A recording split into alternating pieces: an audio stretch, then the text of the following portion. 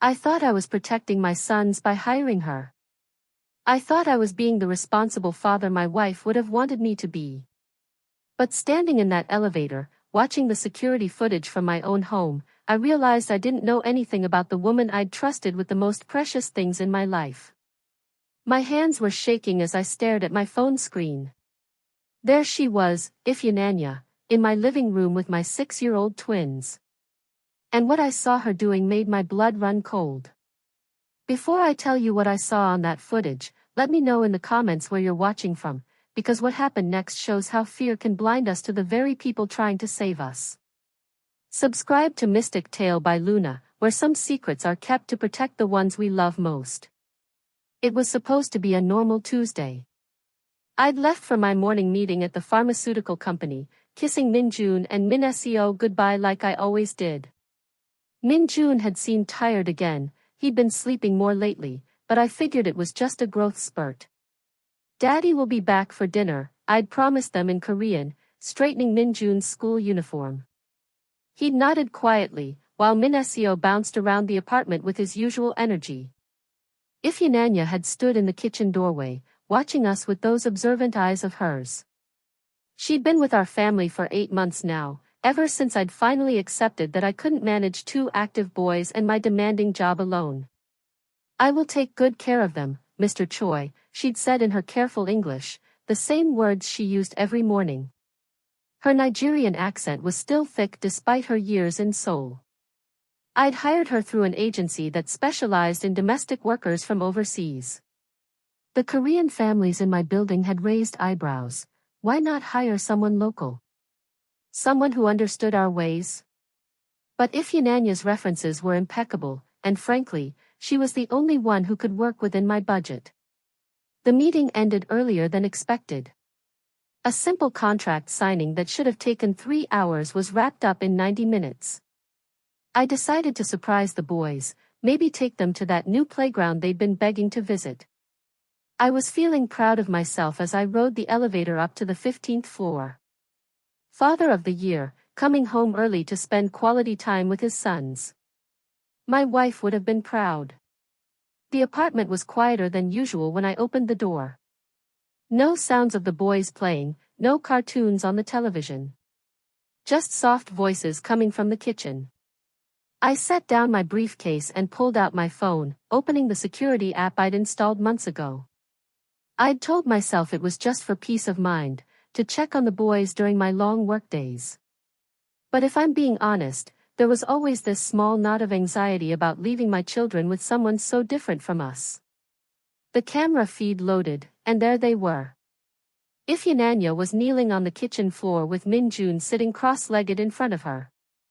His school uniform was wrinkled, and he looked pale, paler than usual. But it was what she was doing that made my heart stop. She had a small glass bottle in her hands, something dark and liquid inside. She was speaking to him in what I assumed was her native language, her voice low and urgent. Minjun was nodding, his little hands pressed together like he was praying. Then she lifted the bottle to his lips. My son, my 6-year-old baby, was drinking something this woman had given him. Something I'd never seen before, something that definitely wasn't in our medicine cabinet. I watched in horror as she stroked his forehead, whispering words I couldn't understand. She was giving him some kind of traditional remedy, some unknown substance from her homeland. What if it was dangerous? What if she was experimenting on my child? The rational part of my brain tried to calm me down. She's been wonderful with the boys, it said. She's never given you any reason to doubt her. But the father in me, the part that had been terrified of making the wrong choice since my wife died, was screaming danger. I crept closer to the kitchen, my heart pounding so loud I was sure they'd hear it. Through the doorway, I could see Min-seo playing quietly in the corner with his building blocks, oblivious to whatever ritual was happening between his brother and our maid. Ifeanyi was holding Minjun's small hands now, looking directly into his eyes as she spoke. Even though I couldn't understand her words, there was something in her tone, something urgent, almost desperate. That's when I saw the other bottles. 3 small glass containers lined up on the counter, each filled with different colored liquids. Reds and browns and something that looked almost black. What was she doing to my son? What had she been doing to him all these months while I was at work, trusting her completely? I pulled out my phone again, this time scrolling back through hours of footage from earlier that morning. My hands were trembling as I watched her morning routine with the boys, breakfast, getting them dressed, the usual playful chaos. But there were moments I'd missed before. Quick trips to her small room. Whispered conversations with Min Jun when Min Seo wasn't around. Small bottles being retrieved from what looked like a locked box under her bed. How long had this been going on? How long had she been giving my son these unknown substances while I worked 12-hour days, believing my children were safe? The worst part was Min Jun's face in the footage. He didn't look scared or confused. He looked trusting. Like this was routine. Like he'd been keeping this secret for her. My own son, keeping secrets from me about what this woman was doing to him. I stepped back from the kitchen doorway, my mind racing. Should I call the police? Confront her immediately? Rush Min Jun to the hospital to find out what she'd been giving him? But something stopped me. Maybe it was the gentle way she'd been touching his forehead, or the fact that both boys clearly adored her. Maybe it was the memory of how much healthier Min Jun had seemed lately, despite his recent tiredness. Or maybe I was just a coward, afraid to face the possibility that I'd failed my sons by trusting the wrong person. Standing in my own hallway, listening to the soft murmur of voices in my kitchen, I realized I was about to learn something that would change everything I thought I knew about the woman caring for my children. And I wasn't sure I was ready for the truth. 6 months earlier, I'd been desperate. The agency had sent me 12 candidates, and 11 of them had taken one look at my apartment, at the chaos of 2 grieving boys and their overwhelmed father, and politely declined. Ifyananya was different from the moment she walked through my door. She didn't flinch when Min Seo threw his toy car at the wall, screaming that he wanted his mommy. She didn't look uncomfortable when Min Jun hid behind the couch, refusing to come out to meet her. Instead, she quietly sat on my living room floor and began folding the scattered laundry I'd abandoned there 3 days earlier. Children need order when their world feels broken, she said simply, her English careful but confident. I understand broken. I'd been impressed by her references. 3 families in Seoul had praised her work, and her previous employer, a diplomat's family, had written a glowing recommendation about her patience with difficult children. But I'll admit, I had concerns. Cultural ones. The boys are used to traditional discipline, I'd explained during her interview. Structure. Respect for authority. I need someone who understands that. She'd nodded thoughtfully. In my country, we say it takes a village to raise a child. But first, the child must feel safe in their village. I'd hired her that day, telling myself I was being progressive. Open-minded. The kind of father my wife would have been proud of. What I hadn't told anyone, not even myself, really, was that I'd chosen her partly because she was foreign. Different enough that she'd never try to replace my boy's mother. Distant enough that she wouldn't get too attached, and more importantly, that they wouldn't get too attached to her.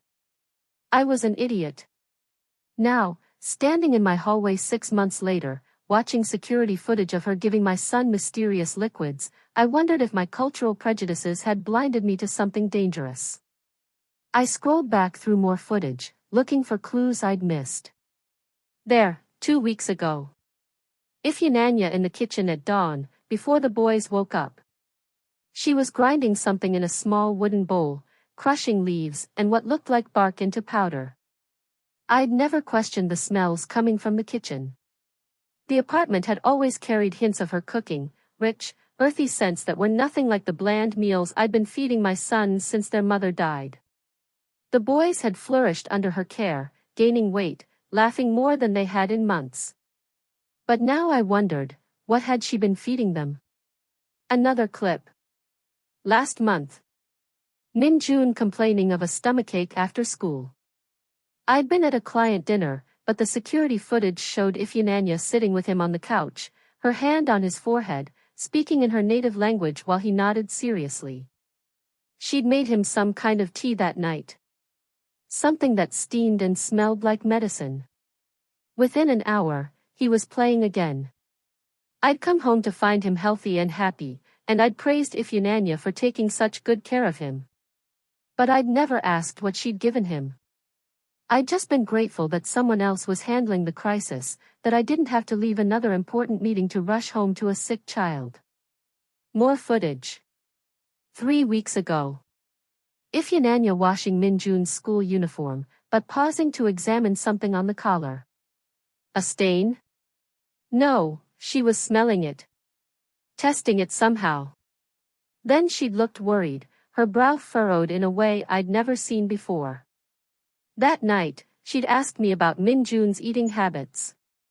He drinks much water lately, she'd said, standing in my kitchen doorway as I heated up leftover takeout. Always thirsty. Is normal? I'd barely looked up from my phone.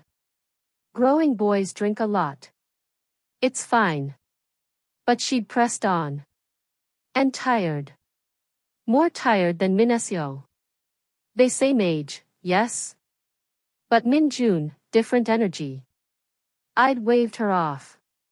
They're twins, but they're still individuals. Min Jun's always been the quieter one. She'd nodded, but I could see she wasn't satisfied. Now, watching that conversation play back in my memory, I realized she'd been trying to tell me something. Something I'd been too busy, too distracted, too arrogant to hear. My phone buzzed with a work email, jolting me back to the present. I could still hear soft voices from the kitchen, Ifeanyi talking to Min Jun in that urgent, gentle tone. I opened a new security feed, this one from last week. There was Ifeanyi again, but this time she was on her phone in her small room, speaking rapidly in what I assumed was Igbo. She looked distressed, even frightened. The conversation went on for nearly an hour. At one point, she was crying, actual tears streaming down her face as she spoke. Then she'd hung up and sat on her narrow bed for a long time, just staring at her hands. The next morning, she'd asked me about health insurance. If children need doctor, she'd said carefully, how we do this. You have papers? Of course I have insurance, I'd snapped, irritated by the implication that I couldn't provide for my own sons. But they don't need a doctor. They're fine. She'd looked like she wanted to say more, but she just nodded and returned to preparing breakfast. God, how many signs had I missed? How many times had she tried to communicate something important to me, only to be shut down by my assumptions about what she did or didn't understand? I scrolled forward to yesterday's footage. Ifeanyi was cleaning Min Jun's room, but she paused at his desk, looking at something. She picked up one of his school papers, a drawing he'd made of our family. In the picture, there were 4 figures, me, Min Jun, Minasio, and her. But she wasn't looking at the drawing itself. She was looking at the corner of the paper, where Min Jun had spilled something. She touched the spot, then brought her finger to her nose. Then she'd rushed to the kitchen and returned with one of those small bottles. Whatever was on that paper, it had alarmed her enough to start preparing another one of her mysterious remedies. I heard footsteps approaching from the kitchen, and I quickly shoved my phone into my pocket. Ifeanyi appeared in the hallway, carrying Min Jun in her arms. He looked sleepy, his head resting against her shoulder. Mr. Choi, she said, clearly surprised to see me. You are home early. I stared at them both, this woman who'd been keeping secrets and my son who'd been helping her keep them. Min Jun looked up at me with heavy eyes, and I noticed something I'd been missing for weeks. He was pale. Really pale. And thinner than his twin brother, despite eating the same meals. Is everything okay? I asked, my voice coming out rougher than I'd intended.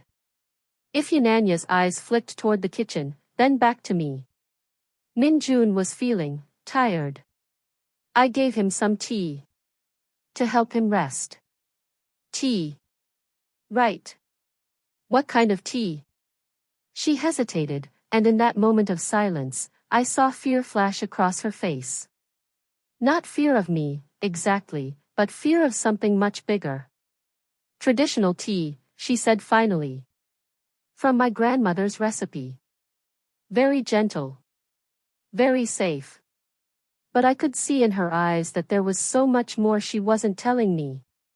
So much more she wanted to tell me, if only she thought I'd listen. Standing there in my hallway, holding my son who was keeping secrets from me, I realized I was about to make a choice that would change everything. I could demand answers right now. I could fire her, call the police, rush Minjun to the hospital. Or I could finally start listening to what she'd been trying to tell me for months. Put him down, I said quietly. Ifyananya's arms tightened around Minjun protectively. Mr. Choi, please. Let me explain. Put my son down. Now. She lowered Minjun to his feet, but kept one hand on his shoulder. He swayed slightly, and I noticed his breathing seemed shallow. Go to your room, I told him. But Daddy. Now. Minjun looked between us, confusion and fear flickering across his pale face. Ifyananya squeezed his shoulder gently. Go, little one, she whispered. Everything will be okay. The moment his bedroom door closed, I exploded. What the hell have you been giving my son? Ifyananya straightened her shoulders, meeting my eyes directly. Medicine. He needs medicine. Medicine? Those bottles in the kitchen aren't medicine. They're some kind of tribal remedies or... Tribal? Her voice went ice cold. You think because I am Nigerian, because I am black, that my knowledge is primitive? I felt heat rising in my cheeks, but I pushed forward.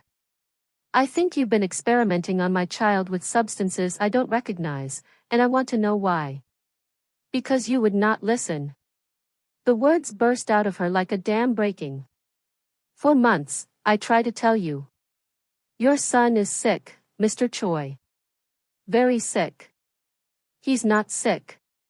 He's tired sometimes, but he drinks 10 glasses of water every day. He urinates constantly. He is losing weight while his brother gains. His breath smells sweet like fruit when he sleeps. Her voice rose with each word. These are signs, Mr. Choi. Signs you refuse to see. I stared at her. Signs of what? Diabetes. The word hit me like a physical blow. That's impossible. He's 6 years old. Children get diabetes too. Type 1. Her voice cracked.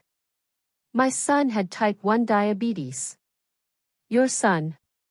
She turned away, wrapping her arms around herself. Emeka.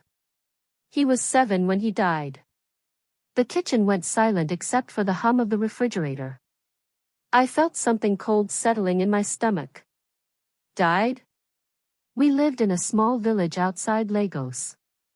No money for proper medicine, no doctors who understood. I watched him waste away, drinking water like he was dying of thirst, getting thinner and weaker every day. Tears were streaming down her face now. The traditional healer said he was cursed. The pastor said I didn't have enough faith.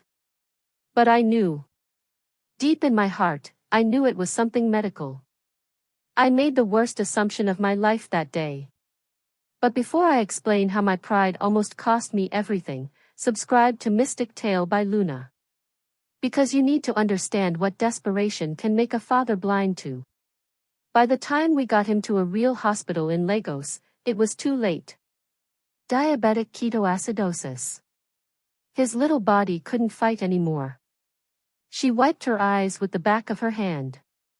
I swore on his grave that I would never watch another child die from ignorance again.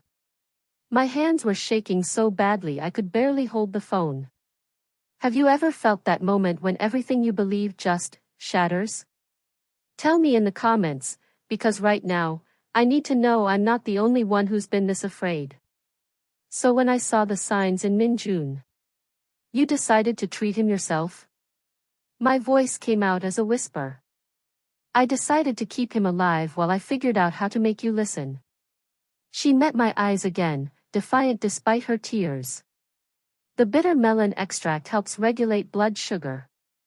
The African potato root supports his immune system. The traditional teas help his body process what little insulin it still makes. You could have poisoned him. I am keeping him alive. She slammed her hand on the counter. Every morning I test his urine with strips I buy with my own money. Every day I watch him get a little sicker while you tell me he's fine. Do you know what it's like to watch a child die slowly and know exactly how to help him, but be powerless because no one will listen? You should have. What? Told you again that he drinks too much water? Explained again that his energy is different? Begged you again to take him to a doctor? Her laugh was bitter. You told me I worry too much. You said it was cultural differences. You made me feel like I was imagining things. The accusation hung between us like a blade. Because she was right. I had dismissed her concerns. I had attributed her worries to cultural misunderstandings, to an overprotective nature that I found simultaneously endearing and irritating. I hired you to take care of my children, not to diagnose them. And what happens when taking care of them means watching them die? Before I could answer, we heard a crash from the boys' room, followed by Min-jun's voice calling weakly for help. We both ran. I got there first, pushing open his bedroom door to find him collapsed next to his desk, Min-seo kneeling beside him in panic. Daddy, something's wrong with Min-jun. He fell down and he's shaking. Min-jun was conscious but trembling violently. His skin was clammy and gray, and when I touched his forehead, he was burning up. Call an ambulance, I shouted to Ifeanyi. But she was already on her phone. Not calling emergency services, calling someone else. Dr. Williams? It's Ifeanyi. The boy I told you about, he's having an episode. Severe hypoglycemia, I think, maybe progressing to DKA. Who is Dr. Williams? I demanded. Pediatric endocrinologist at Seoul National Hospital. I've been sending him videos of Min-jun's symptoms for weeks, trying to get advice on how to convince you to bring him in. You've been talking to doctors about my son without my permission? I've been trying to save his life. She knelt beside Min-jun, checking his pulse. Dr. Williams, we need an ambulance to Gangnam District. Yes, I'll stay on the line. Min-jun's eyes rolled back, and his trembling intensified. Daddy? Min-seo whispered, his voice small and terrified. Is Min-jun going to die like mommy? The question shattered something inside me. I looked at my son, really looked at him, and saw what Ifeanyi had been seeing for months. The hollow cheeks, the sunken eyes, the way his clothes hung loose on his shrinking frame. How had I missed it? How had I been so focused on work, on maintaining normalcy, on keeping our lives structured and controlled, that I'd failed to see my own child wasting away? He's not going to die, I said, but my voice shook with uncertainty. Ifeanyi covered the phone with her hand. Mr. Choi, I need to give him glucose. Fast. Or his blood sugar will drop so low that. Do it. She ran to the kitchen and returned with one of those mysterious bottles, this one filled with what looked like honey mixed with water. Open your mouth, little one, she whispered to Min-jun in the gentlest voice I'd ever heard. Just a little bit. It will help. Min-jun managed a few sips before his body went completely limp. That's when I started screaming.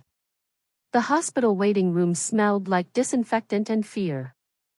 I sat in one of those plastic chairs that seemed designed to make you as uncomfortable as possible, staring at my hands while Min-seo slept curled up against my side.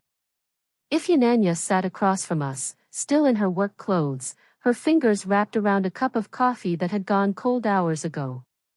We hadn't spoken since the ambulance arrived. The paramedics had praised her quick thinking.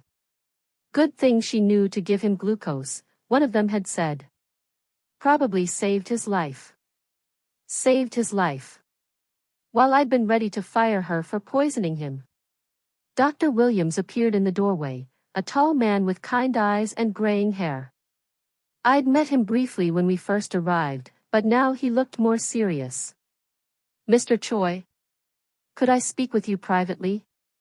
I gently moved Min Seo to another chair and followed the doctor into the hallway.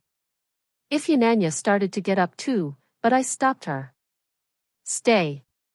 Please. Dr. Williams glanced between us. Actually, I'd like Ifeanyi to join us. She's been providing me with detailed observations about Min Jun's condition for the past month. We found a quiet corner near the nurse's station. Dr. Williams pulled out a tablet, scrolling through what looked like test results. Your son has type 1 diabetes, he said without preamble. His blood sugar when he arrived was dangerously high, over 400. Normal is between 80 and 120. The numbers felt meaningless and terrifying at the same time. But he's so young. Type 1 can develop at any age, but it often appears in childhood. Min Jun's case is quite advanced. I'd estimate he's been developing this condition for at least 6 months. 6 months. The exact amount of time Ifeanyi had been with us. The good news is that we caught it before diabetic ketoacidosis became life-threatening. His body was starting to break down fat for energy because it couldn't process sugar properly. Another few days.